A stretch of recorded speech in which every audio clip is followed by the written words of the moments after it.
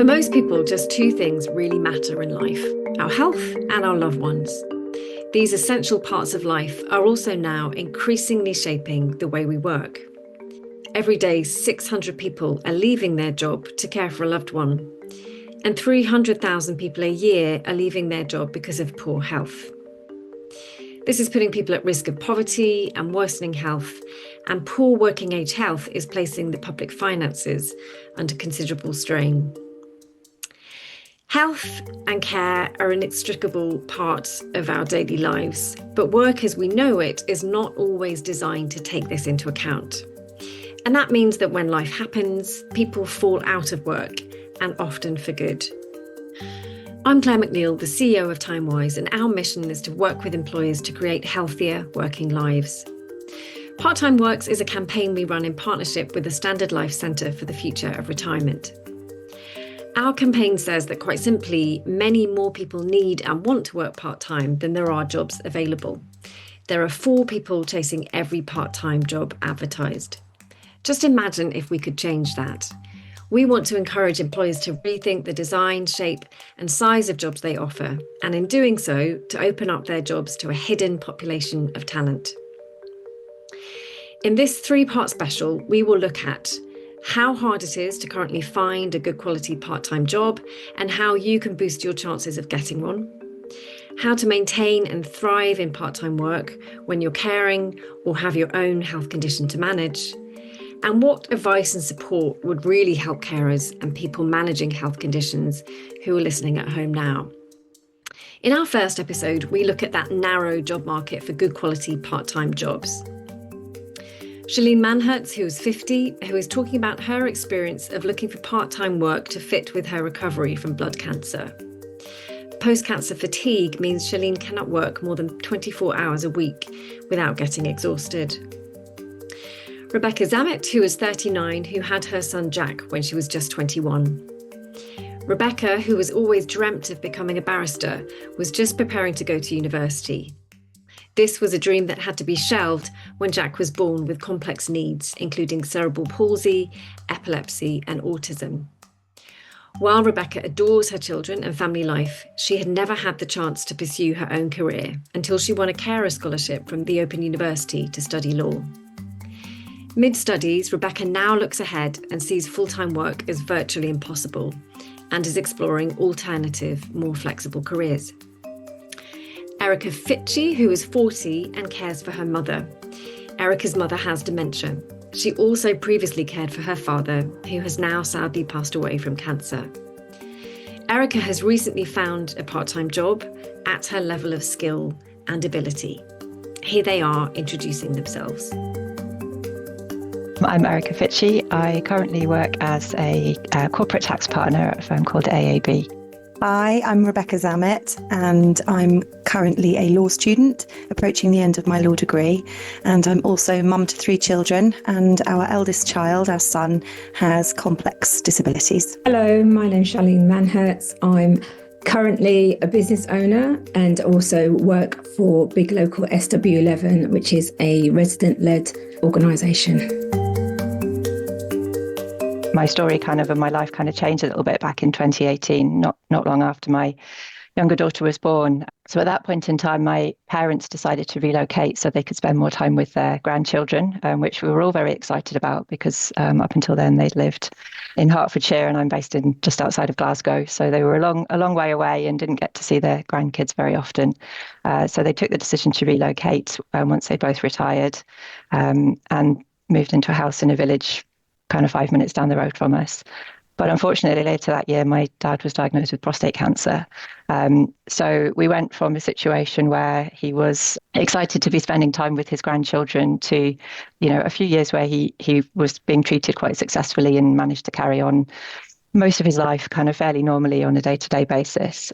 But as things carried on, unfortunately, he became quite unwell and then was put onto a course of chemotherapy. But he wasn't well enough to be able to drive, and my mum doesn't drive. So I stepped in and said, OK, I'll be able to take you to and from all of your appointments, and I'll be able to, help out whenever's needed. But that involved me obviously needing to spend a bit of time negotiating what that looked like with my boss. but I was able to do that. And because I'd had a part-time role in the past, I kind of knew what was required in terms of planning and being able to make sure that I could work out how I could spend time with my dad and helping him at the same time as, carrying on with my work commitments. In 2017, I was diagnosed with multiple myeloma. And then prior to that, I've been working full time. My background is in communications. When I was diagnosed, literally overnight, I was not working. I didn't go back to work for another year almost. So at the time, I had been thinking about starting my own business. And with a business partner, and she said, well, you can't go back to work, so I'll get us a contract and we will start working. However, as you know, as most small businesses, the ebbs and flow of work means that cash flow becomes a bit challenging. So I thought, I'll look for part-time work to supplement that. I spent quite a long time looking for part-time work. Obviously, I've got 25 years experience in communications at public sector level, so wanted something that was commensurate with using my skills at that level, which I found extremely challenging to find. I then found a role that was a freelance role, and I run that alongside my business. I had my son at 22. I was about to begin my first degree when I discovered I was pregnant with him. I was 21, and I had to let that degree place go after he'd been born, and it was clear that he was very unwell. So then I found a few years later, he wasn't particularly medically stable at that point, but financially we were unstable, and it was and he was, by that point, Jack, we'd had our other daughter, and then we had another daughter after that. So when we just had Jack and our first daughter, she had started nursery with the funded hours, and Jack had a place and was very settled at an incredible special school just down the road from us. So I had a parameter with which I could look in. It needed to be term time only, and it needed to be school hours within term time only. So really, it needed to be in a school. So that immediately narrowed down what on earth I could look for. So yeah, at the time, that meant working as a classroom assistant, which is, as we know, notoriously poorly paid. And the work required of those largely women that fulfill that role is absolutely enormous. And I tried to work for 4 days a week, and it was just, I was a complete mess by the time it got to a Friday. And I thought there's got to be an alternative to this role. I have to see if I can find a way. We'd had our third daughter by then as well. So then began another, and this was a cycle that would then emerge. I would try a different way. I'd try a different job. And then that's what then led me on to then saying, that's it. I'm going to pursue my degree. I have to do it for myself, first of all. And second of all, because I want to alter what options are actually in front of me. And to do that, I need to change one of the variables. So one of my variables I could change was the qualification and to achieve a degree, particularly in law. So yeah, looking for part-time work has been an incredible challenge, a really bleak one at times, if I'm really honest. And I feel like I'm gearing myself up to do it all over again, having changed one of my variables and hopefully begun to build up that network. Shaline, can you tell me about your experience of looking for part-time work and how it went? When I was looking for part-time work, what I found was there were very few roles that were offering me the seniority within that I was used to. And if I'm going to be working in a part-time role, I want to be able to feel like I'm using my skills, but I'm also gaining and learning. I'm not somebody who's ever worked just for finance. I mean, obviously that it's important to get paid, and I've got a mortgage like everybody else. But it's really important. We're here for however long we're blessed to be in this world. And when I'm here, I want to be giving something back. I want to be learning. I want to be growing. I want to be challenged. And so, yes, there were other roles that probably, yes, I could do. But then again, I could go for a lower role and someone would be like, she's got all this experience. Can I manage her? Do I want to manage somebody who might know more than me, has more experience than me? And because there aren't enough creative thinkers, I'm then challenging all employers out there, be creative, to think about how they can utilize people with more seniority or a raft of experience. It was extremely challenging, and I didn't really get any interviews. And I was, I'm in communications. I like to think I'm able to write a good letter, um, and communicate well with people. But I didn't really get very many interviews. And the one interview that I did get, I got the role. But then that was the freelance opportunity. So for them, they were really very happy because probably they would have struggled to find somebody with the extended knowledge that they actually need to do the role. I just fear for other people that might not be as fortunate as I was, because it is very challenging. Your how you interact at home because you're stressed all the time, you're worried about it. Exactly. I think that's a great point that you've mentioned there about the impact that it can have within your family dynamic. Yes. And that's something I've really struggled with. And my husband and I have to, well, particularly I have to work really hard to not let kind of a general rumbling sense of resentment sit on my chest. And I feel that sometimes I look at him and I see him experiencing and enjoying professional fulfillment. And at times it feels, sometimes I feel like that will never happen for me. I will continue to do what I think by the sounds of it you did, Shaline, which is to just keep going. But it absolutely has this wider bearing on life. I feel really conscious of giving my girls an example of how women can have a functional relationship with the working world, and to create an independence in my own existence that doesn't look quite so 1950s, which has been the kind of motherhood they've experienced me giving them. I feel quite conscious of that as well, and wanting to carve out my own path that actually has nothing to do with my family, that is just about me. That's really tough to feel that kind of stress. And for me, it's a sense of uncertainty that I feel I'm living with. And given the experiences we've had as Jack's parents, we've been given many statistics, and every time we've been on the wrong side. So when you have experienced life like that, where you always fall on the wrong side of the coin, trying to separate those ideas from this current coin that I'm tossing up in the air, and trying to hold some, a healthy level of hope as to where this is all going to go for me, feels like walking a tightrope, and it's really uncomfortable and really difficult. But that point around meaningful work, in some sense, all work has meaning. Mm-hmm.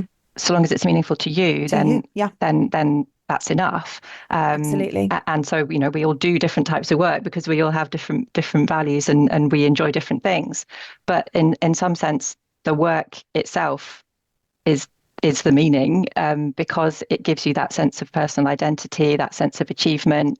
Everybody likes to feel they've got some accomplishments that they can be proud of, and that's part of our self-worth, and that's so important, because all of the other roles that we have can sometimes feel like you're giving all the time, and people can really feel like their energy levels are really quite depleted if you're constantly looking out for other people and always putting yourself at the kind of the bottom of the priority list. So having something which is yours, and you have a sense of ownership over it, whether it's a job or a kind of long-term career or whatever those achievements are, it's so important for your own sense of self-worth to have that.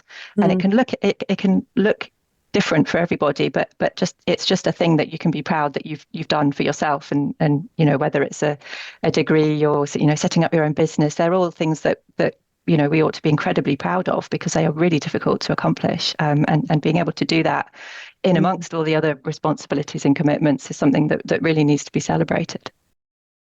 So for me personally, looking for part-time work has been relatively straightforward, and I guess I realise I'm lucky and privileged in that respect. I work in an area which is in demand. It's fairly niche, and I have spent over 20 years building up my expertise. So when it came to looking for a role, I was in a position where I felt confident enough to say I am available, but on part-time hours right from the get-go, and that was a non-negotiable for me. But I'm able to look at myself now and see the value that I can bring, and know that my experience and my skills are worthwhile, for an organisation to have. But for me, it was always going to be a part-time role, whatever that role was. What I didn't do was go looking for something that was advertised as a part-time role, and I guess that might be different from some people's experiences. So it can be very hard if you are looking for something which is advertised as part-time. Sometimes it's just not there. But if you are able to go, to your networks or to, people who are recruiting and say, this role looks like it's really good for me, I realise it's advertised as a full-time role, but what does the role actually entail? And if you're able to then negotiate to say, well, no, I can do all of these things, but I can only give you 4 days a week or 3 days a week or whatever the time commitment is that you can have, all you can then do is have a conversation to see whether that's possible. And it has to be a two-way thing. But for me, that's how I approached it. It was a non-negotiable for me. And I just felt like if they weren't willing to negotiate, then it wasn't a role that I wanted to do. That's really interesting, Erica. I think it's a really great kind of exemplification of where your starting point can really impact reaching that moment of finding that sweet spot with the part-time work that is commensurate with your level of skill, to speak to what you mentioned earlier, Shaline, that aligns with your personal, I will not work full time, and et cetera, and is reflective of where you have reached in your career. And I have tried to obtain part-time work coming from the other end of the scale. I might not have the profile of your average graduate that is ready to throw themselves in, and how you described, Erica, of, allow work to fill their lives. I'm not doing that. That's a hard line for me. I've already sold my soul to my family, so I'm not selling it again to an employer.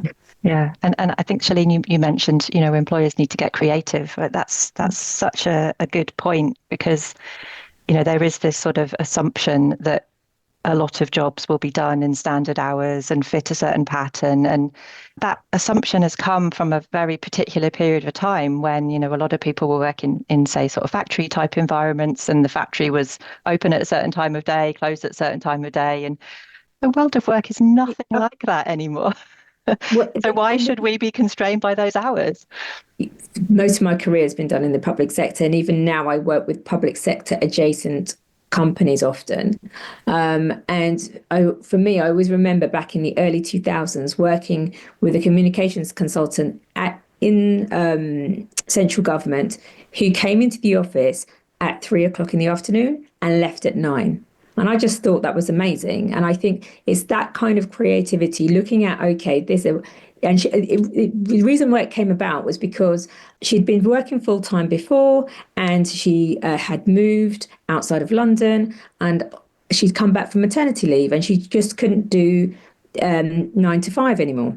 And so they looked and said, okay, you're a great worker, we love that you've got great skills, we don't want to lose them. So they looked at what would suit her, and that's how that role came about. Now, if you were to look generally at most areas of work and look at what kind of work are we doing and what do we need to facilitate that work, it would probably look quite different from most job descriptions that are given. But no one ever seems to look at work like that. And I challenge people to look at what is it that you actually need, not what do you think you need, but what do you actually need. And that takes work. And I think sometimes because it takes work, people are not, kind of shy away from that. I would probably argue that with the advent now and the speed of AI coming in, people are going to have to do that anyway. Erica, what advice would you give to somebody who would find themselves in the situation that you were in, say, 10 years ago? The first thing I would say would be to figure out what your own boundaries are. And it's really important to have that sense of what you can and can't commit to, and be really clear with that. Because then when you're going into discussions with prospective employers, or when you're talking about, what you can commit to in terms of a caring role, you have the self-confidence to hold those boundaries and not be pushed into something which you actually don't feel comfortable with. And then the other thing I would say is look back at everything you have achieved so far in your life. Whether you're starting out in your career or whether you're very experienced, you will have a series of accomplishments and achievements that have led you to your current point. Put all of those together and think about how your employer would value them, and then have that discussion about you as an individual and how you can fulfill what the employer is looking for without necessarily fitting into that kind of stereotypical model, because perhaps they haven't just explored what's really possible and what's really necessary. And I think one of the things that's been really powerful for me is also the power of my kind of network, my professional network. So that's been really valuable to me in finding my current role. and everybody has a network or can build a network over a period of time. Use that network to allow you to test out what possibilities and what opportunities are out there. And, you might find something that you hadn't even considered comes your way, and it turns out to be a great fit for you and for the organization. So I think defining your boundaries and using your professional network would be my 2 top tips. My top tips would kind of echo in terms of just making sure that you remember what's important to you. I'm a coach, so I'll always say to people, the answers are within. Just take the time to be still and think about how can you look at it from a different perspective? How can you showcase your skills in a different perspective? How can you look at the type of work that you want to engage with from a different perspective? What perspective could you give an employer that would encourage them to see you differently, to appreciate your skills over and above other people who might be going for the same role from a full-time perspective? And think about freelance. I'm not saying that it's going to be an easy road, because as you can see, I was looking for a part-time work to supplement my my business. But what I would say is that it is an opportunity. It might be an opportunity for now. Time changes, everything changes. So what you want now could be different in 6 months' time. So just be open to change in terms of your own mindset around what you want, and also the creativity around thinking about things. Shaline and Erica, both of you have given some amazing nuggets of advice there, and I find myself sitting here nodding emphatically at so many of the things that you're both saying. And it's. I hope you both know that you're a real source of admiration and both hope and inspiration for me, to know that there are routes to finding, good quality paid work, and that's part-time, and that, I feel much better equipped now actually to kind of map that path out for myself, actually. Erica to have those firm boundaries, and Shaline to really think outside the box. They're such valuable takeaways for me. I think from my perspective, obviously coming at it from a slightly different kind of vantage point than you both, is, for me, it was I'd identified that there was an area I wanted to work in, and I worked backwards and established what I needed to do to get there. And so for me, kind of tracing that all the way back, I kind of actually, even pre to working out where I wanted to work in, it was to identify that the current status quo that I was operating within was not working for me. So first of all, it's to say, I'm actually going to not continue to stay in that cycle. I'm going to seek an alternative. Where do I want to be? Okay, I want to be over here at point B. Okay, so how do I get there? And then I kind of worked my way backwards. So that would be my best piece of advice, would be to research, to explore. Thankfully, most of us have the world at our fingertips on our phones and laptops and things like that. So I would say spend some time doing real deep dives into what's out there. And I would say explore opportunities that are open to you within the parameters that you're currently sitting. So for lots of people, a key parameter will be financial, and a key parameter will be the responsibilities that you currently have. So a really practical signpost from me would be to go and explore a website called the Open Learn website. It's run and kind of orchestrated and set up by the Open University, but it's free to anybody and everybody who'd like to use it. And there are lots of courses on there, both long and short, that can give you that first kind of dip your toe in the water to try and establish what route might work for you. And of course, formal qualifications are not the only route to good quality paid work, but it is a route, and it's the route that I chose. So for me, that's what I would say. Work out where it is that you'd like to be, and then calculate the journey that you need to go on to get there. But do build in both Shaline's advice, which is to be creative with your thinking. Don't accept the status quo that there's only one route to get to that point. And Erica's advice, which is to actually work out a way to do it that still honours the boundaries that you want to set for yourself within your work and your life. And hopefully if you do that glorious equation, 2 + 2 = 4. It's clear from listening to Shaline, Rebekah and Erica that for them, as for many of us, work is more than just a job. It can offer self-esteem, give us a sense of identity, and in amongst all of our other commitments and responsibilities, it's just for us. But work needn't just come in one shape and size, the standard 9 to 5, 5 days a week. If you're an employer, we encourage you, as Shaline said, to think about what you actually need, not what you think you need, when it comes to recruiting and hiring for a new role, or when someone's circumstances change. Could a role be done part-time, as a job share, or with some other form of flexibility? If you're looking for part-time or flexible work, have a conversation to see what's possible.